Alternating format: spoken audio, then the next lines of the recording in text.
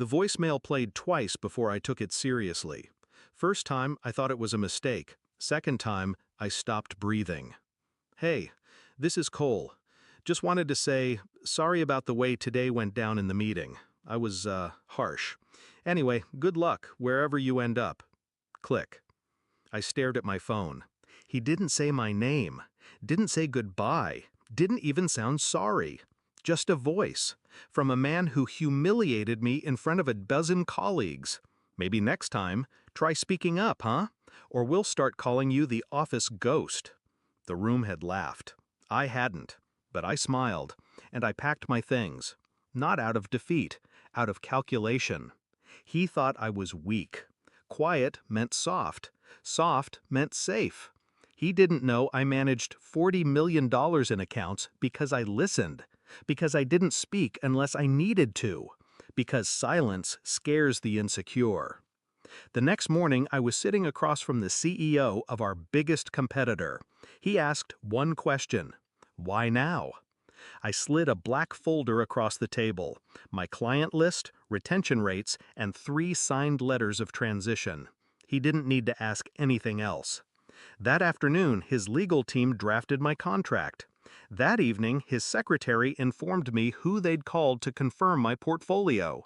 Not Cole, not even Cole's manager, his boss's boss, the one who sat on quarterly reviews like a god at the altar, the man who approved promotions and terminations.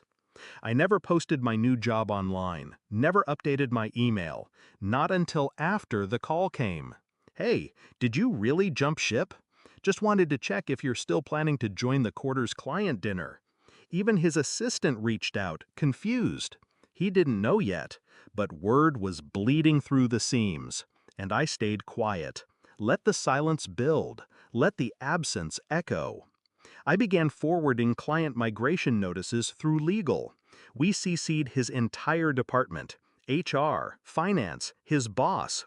No name, just initials in the CC list. Each day, one more name vanished from his books. I watched LinkedIn light up like a battlefield. Thrilled to work with me on our new venture. Thank you to me for a seamless transition. And still, he didn't call.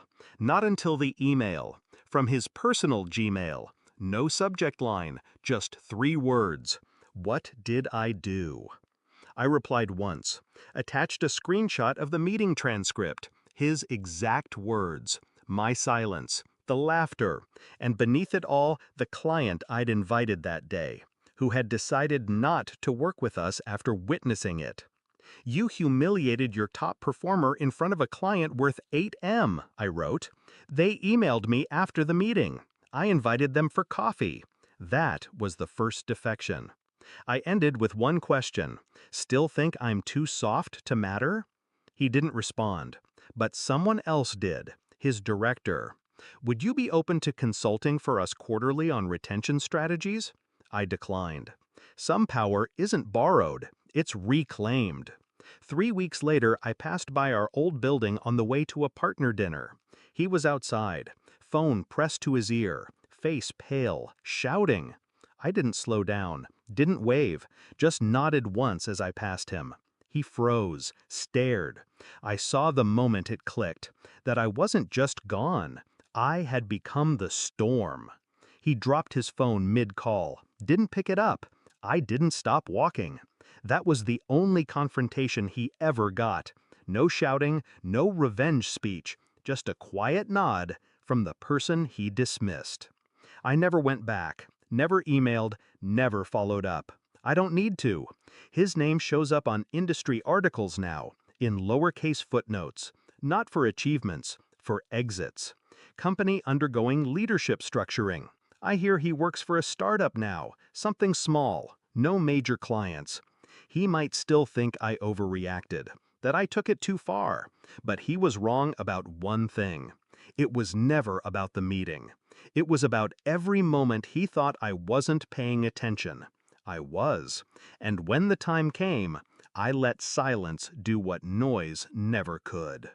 Moral of the story: never mistake quiet for weak.